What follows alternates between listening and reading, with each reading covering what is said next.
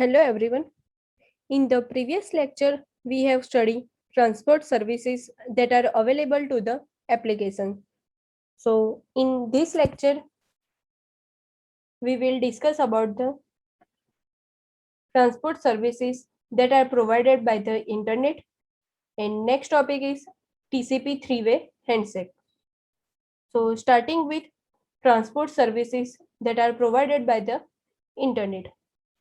So when an application developer create a new network application for the internet, so at that time, first decision they have to make it is whether to use UDP protocol or TCP protocol. So let's understand transport layer protocol services. So the TCP and UDP are the transport layer protocol. In TCP services, TCP stands for Transmission Control Protocol, whereas UDP stands for User Datagram Protocol. So let's understand each of the services. In TCP services, it is connection oriented services. So here means it is a not setup is required between the two machine, a client and server process machine. So connection is already established. Whereas using the UDP, it is the connection less, means no connection before the two process start any of the communication. Now next one is provided by function.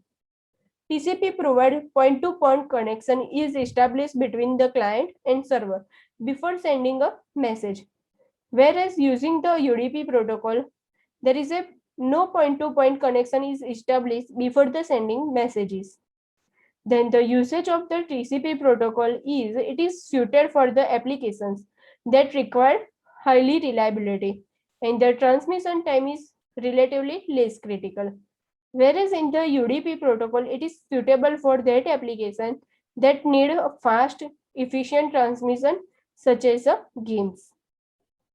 So here congestion control in TCP services. In TCP services, it provides the controlling sender and receiver. So sender can control when the network is overloaded, means network traffic is increasing, and also TCP service does not provide at least throughput guarantee, because when the throughput is less, means when some of the data lost, so it is an unreliable data transfer, so it is required 100% throughput, so it is not preferred in the real time application. This is provided by the TCP services. Whereas in the UDP service, it does not provide any congestion control mechanism. So the reliability will provided by these services as well as flow control, throughput, security is not provided by the UDP services. So this protocol is used in the real-time applications. Now, reliable data transfer in TCP services. So means sending and receiving data between the process, it is without error or in proper sequence. So it is the reliable data transfer. Then in UDP services, the data transfer is unreliable between the sending and receiving in client process. Now next one is used by other protocols in TCP like HTTP, HTTPS, FTP, SMTP, and Telnet. Whereas in the UDP protocol, it is used by other protocols like DNS, DSCP, RIP, and so on.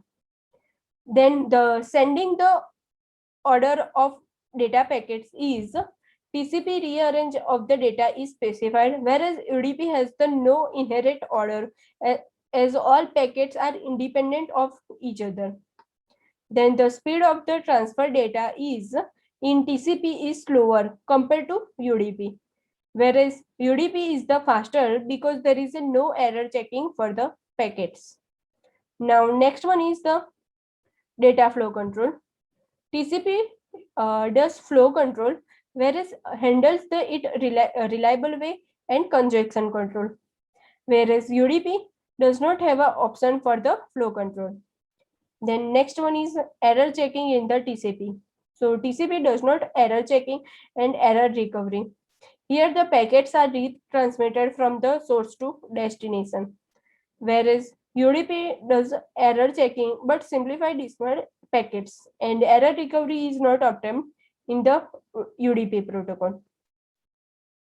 Then the acknowledgement is received in the TCP protocol, whereas in UDP protocol there is a no acknowledgement. Then the handshake in the TCP protocol is done by the three ways: synchronization, and acknowledgement. Whereas using the UDP protocol, there is a no handshake is available. So now next topic is TCP three-way handshake process. So TCP stands for the Transmission Control Protocol, which indicates that it does something to control the transmission of the data in a reliable way.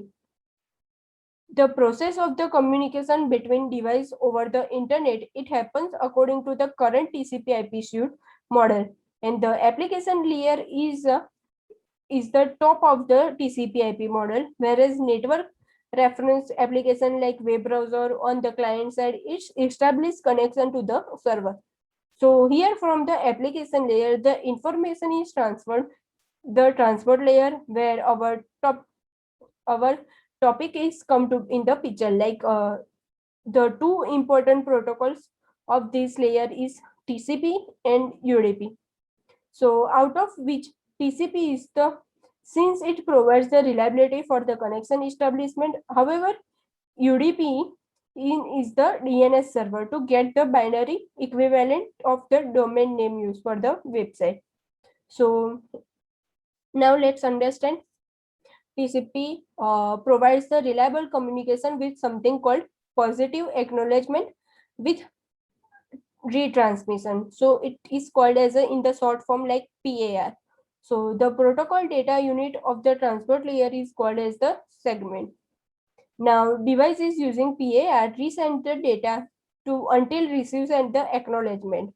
So if the data unit is received, the receiver sides and then damage, it checks the data, it checks some functionality of the transport layer, and it is used for the error detection. Then the receiver discards segment, so the sender has a no recent data unit for which positive acknowledgement is not received. So you can realize from above mechanism that the three segments are exchanged between the client and receiver or server for a reliable TCP connection to get established. Let's delve how the mechanism will work. So here we can say that host A send a TCP synchronization package to host B. Now host B receives a synchronization. Then again host B sends the synchronization acknowledgement. After that, host A receives the B's synchronization. Then A sends acknowledgement and host B receives the acknowledgement. So TCP socket connection is established here. So in the step 1, synchronization, in the first step, client wants to establish connection with the server. So it sends segment with the synchronization sequence number, which is formed in the server that client is likely to start communicates with what the sequence number it starts segments with. Now in the step 2, synchronization and acknowledgement, server respond to the client request with the synchronization acknowledgement signal bits per set. So here acknowledgement signifies the response of the segment it received in the synchronization significance with the help of the sequence number. So it is likely to start with the segment with. Now third one step is acknowledgement. In the final part, client acknowledge the response of the server and they both establish the reliable connection which they will start to actual data transfer. So the step 1 and 2 establish the connection parameter or sequence number for one direction and it's acknowledged. So, and the step 2 and 3 establish the connection parameter like sequence number for the one other direction to its acknowledge. So within this, they are the full duplex communication is established here. Here, note that initial sequence number are randomly selected while establishing the connection between the client and server.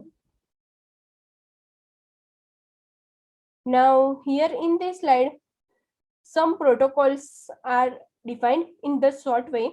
So, starting with the first protocol, Hypertext Transfer Protocol or HTTP protocol. So, it is an application level protocol for distributed collaborative hypermedia information system. And here, port number for this is used mostly 80. Then the next protocol is the Hyper HTTPS. So here Hypertext Transfer Protocol Secure. So here the extension of the Hypertext Transfer Protocol, it is used for the secure communicate over the computer network and widely used on the internet. So here port number for HTTPS protocol is 443. Now next is FTP protocol, or we can say that file transfer protocol. So it is the standard network protocol that is used for the transfer of the computer files between the client and server on the computer network. Now next protocol is SMTP, or we can say that simple mail transfer protocol. So it is a communication protocol for electronic mail transmission. Now next protocol is Telenet. Here the name stands for the teletype network. So historically Telenet provides the access command line interface on the remote host. Then next one is SNMP.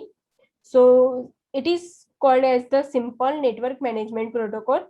It is an internet standard protocol for collecting and organizing information in a way that manage the devices on the networking or on the IP network are used for that modifying the information that are changed between the device behavior.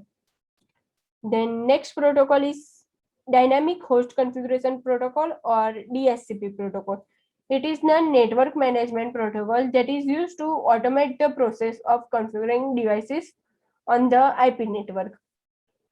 Then next one is DNS protocol, or we can also call that domain name services. So it is the phone book of the internet. Here human access the information online through domain name like nighttime.com, then espn.com. So here web browser interact through IP protocol addresses. And here reminder one thing, IP address is always unique. Then next protocol is RIP or routing information protocol. So it is one of the oldest distance vector routing protocol, which employs the hop count as a routing metric. Then next one is VoIP or VoLP. So VoIP is the technology that convert your voice into digital signal and allowing you to make a directly call from the computer, where VoIP is the phone or other data driven class. So in the next lecture, we will discuss about the web and HTTP protocol in detail. Okay, thank you.